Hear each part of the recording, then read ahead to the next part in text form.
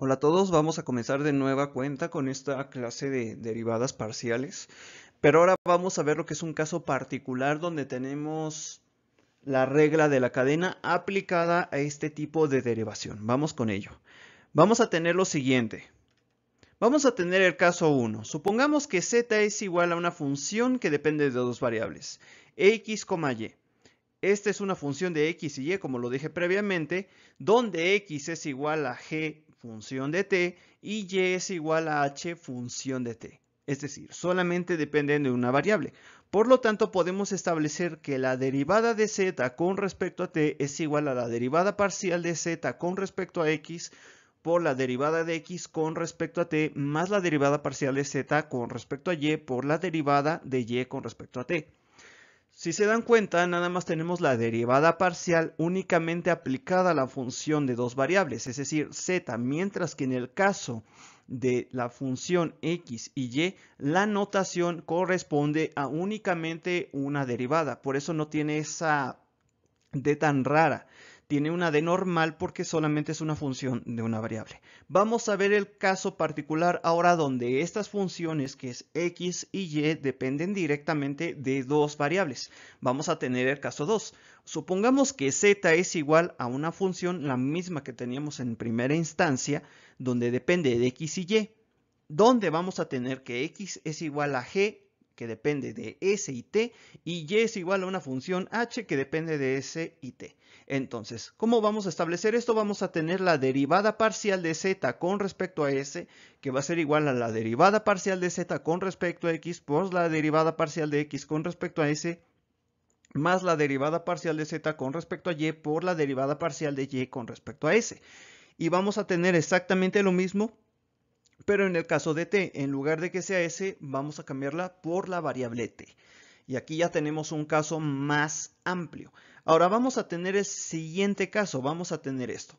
Vamos a tener la regla general. Supongamos que z es una función derivable de varias variables, es decir, vamos a tener x1, x2, x y ésima, es decir, las variables que nosotros queramos, donde cada x y ésima es una función derivable de m variables, t1, t2, tn, es decir, vamos a tener que esas funciones van a depender también de varias variables las que nosotros queramos. Entonces, el caso general va a ser la derivada parcial de u es con respecto a t y ésima es igual a la derivada parcial de u con respecto a x1 por la derivada parcial de x1 con respecto a t y ésima y bla bla bla bla bla hasta tener la derivada parcial de u con respecto a x enésima por la derivada parcial de x enésima con respecto a t y ésima. Sé que suena un poco trabalenguas esto, suena muy fastidioso, lo es, honestamente, pero así es cuando se trabajan con funciones de varias variables. Vamos a tener este caso particular donde nosotros vamos a estar derivando y vamos a estar derivando adentro, dentro y dentro. Muchas veces puede ser complicado y puede realizarse de una forma más simple estableciendo lo que son una especie de diagramitas de árbol, que ahorita los estaré usando para otro próximo video donde estaremos trabajando con funciones de más variables. Vamos a trabajar ahorita únicamente de ejemplos con funciones sencillas. Vamos por ello. Entonces vamos a tener el siguiente caso. Vamos a escribir para no estar editando tanto. Vamos a tener lo siguiente. Vamos a tener ahora, por ejemplo, una función. Un momentito. Vamos a escribirla. Listo. Aquí está. Entonces vamos a tener una función z. Ay, no me gusta su color. Está un poquito feo. Vamos a poner lo siguiente. Vamos a tener una función, vamos con una algebraica, una sencilla, z, que va a ser igual a x cuadrada más y cuadrada más x por y. ¿Ok? Normalmente los ejercicios son así. Nos definen esto y ya nos están definiendo, por ejemplo, de quién depende x y de quién depende y. Aquí en este caso x va a ser igual a una función de seno de t. Estoy poniendo trigonométricas porque me habían pedido que pusiera trigonométricas, ya que me parece que un suscriptor por ahí mencionó que le agradaría. Entonces vamos a tener aquí una función exponencial también. Vamos a tener este caso. Entonces, ¿cómo vamos a trabajar esto? simplemente vamos a establecer lo siguiente. Nosotros recordemos lo que habíamos visto previamente. Sabemos que la derivada de z con respecto a t va a ser igual. Recordemos la regla, si la tienen anotada, si no pueden regresar en el video para verla, es la derivada parcial de z con respecto a x. Vamos a derivar primero esta función que tenemos aquí con respecto a x. ¿Y cómo nos va a quedar? Nos va a quedar como 2x, porque la derivada de x al cuadrado es 2x más y. ¿Por qué más y? Porque y está multiplicando a x, que es una constante. Recordemos que cuando derivamos con respecto a x en esta parte, las y van a actuar como constantes. Por eso es que, por dicha razón, y al cuadrado no la estamos tomando en cuenta. La estamos despreciando como si fuera 2. Entonces vamos a tener 2x más y por la derivada. Ahora vamos a tener la derivada de esta función de x con respecto a t. ¿Cuál es la derivada del seno de t? Pues simplemente va a ser coseno de t, porque la derivada de t va a ser 1. Entonces, nada más hasta ahí. Y esto vamos a tenerlo ahora más la derivada parcial de esta función con respecto a y. Simplemente va a ser 2y más x. Y esto a quién va a multiplicar a la derivada de y con respecto a t. ¿Y cuál va a ser esa derivada? Pues simplemente va a ser e elevado a la t. Porque la derivada de t es 1 y 1 por e a la t, pues simplemente va a ser lo mismo. ¿Ok? Entonces ya tenemos esto, ya está resuelto, ahí lo podemos dejar, podemos desarrollarlo si queremos, pero vamos a dejarlo así. Entonces, vamos con otro caso. Vamos a tener ahora el siguiente, vamos a tener una función z que va a ser igual al coseno de x más 4y, que va a ser función, bueno, en este caso vamos a tener x igual a 5 por t a la cuarta, y vamos a tener coma y, que va a ser igual a 1 sobre t. Aquí estamos trabajando únicamente, estamos tratando de combinar todo lo que son funciones algebraicas, exponenciales, trigonométricas, ¿ok? Obviamente se pueden complicar más el caso. Vamos a tener entonces la derivada de z con respecto a t. ¿Esto a qué va a ser igual?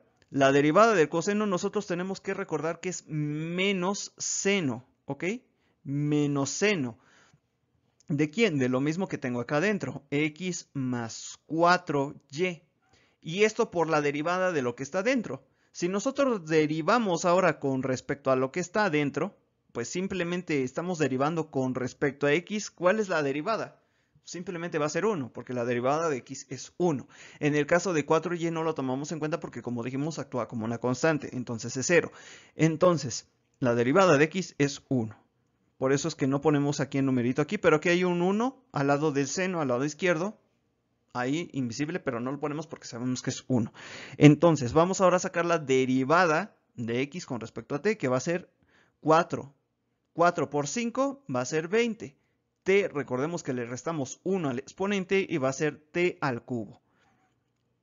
Más, o bueno, mejor dicho, menos, porque seguimos derivando esto, va a ser menos seno de la misma función x más 4y por la derivada de lo que está dentro. Y bien, ¿cuál es la derivada de lo que está dentro? Si nosotros nos preguntamos, o sea, estamos derivando ahora con respecto a y. ¿Cuál va a ser la derivada? Va a ser 4 y este 4 lo ponemos acá, en este lado, ¿ok? Es un 4. 4 seno de x más 4y, porque recordemos que estamos derivando ahora con respecto a y. Y x actúa como constante, su derivada 0. 4y, pues 4 es una constante que está multiplicando a nuestra variable que estamos derivando, va a ser simplemente 4. ¿Ok? Entonces, vamos a tener 4 seno de x más 4y por la derivada de y con respecto a t, y va a ser menos 1 sobre t al cuadrado, porque si nosotros lo ponemos de otra manera, vamos a tener t elevado a la menos 1. Y si nosotros derivamos esto, pues simplemente va a ser igual a menos 1, que me multiplica a t elevado a la menos 2, porque recordemos que le restamos menos 1, menos 1, menos 1, nos va a dar menos 2, y lo podemos reescribir como menos 1 sobre t al cuadrado, que es prácticamente lo que tengo acá. Entonces, desarrollando esto, pues podemos expresarlo de una forma un poquito más elegante. Entonces vamos a tener que va a ser menos 20 O bueno, vamos a quitar esta parte. Vamos a hacerlo mejor. Vamos a borrar esto. Vamos a reescribir, vamos a reordenar, vamos a poner primero los términos positivos. Si nos damos cuenta, este menos de menos 4 seno de esto va a multiplicar al menos de acá, va a ser más. Entonces va a ser 4 seno de x más 4y sobre t al cuadrado. T al cuadrado menos 20 t al cubo por el seno de x más 4y. Y así quedaría resuelta lo que es la derivada de esta función. Vamos a checar si está bien. Ok, correcto, correcto. Seno. Ok, perfecto. Muy bien. Sí, entonces ya. Entonces, como nos damos cuenta, este tipo de procedimiento puede complicarse más, obviamente. Aquí estamos trabajando únicamente con una función de una variable dentro de una función de varias variables, pero podemos complicarlo más. Pero para ello eso ya lo estaremos haciendo en otro video, donde estaremos usando lo que son los diagramas de árbol que ya les había mencionado. Espero les haya gustado el video, no olviden suscribirse si aún no lo han hecho y compártalo, para que de esta manera podamos llegar a más personitas que les hagan falta todos estos conocimientos de cálculo, ¿no? Multivariable. Estoy trabajando más en esta parte porque pues normalmente es contenido que, bueno, a mi criterio es lo que muchas veces no he visto. O sea, abunda mucho contenido en YouTube de todo lo que es cálculo de una variable. ¿Por qué no vamos a darle una oportunidad mejor al multivariable, ¿no? Que es un poquito más complejo, un poquito más interesante también, y también el cálculo vectorial. Y pues bueno, sin más, nos quedamos en esto. Espero les haya gustado y nos vemos en la próxima. Chao, hasta luego.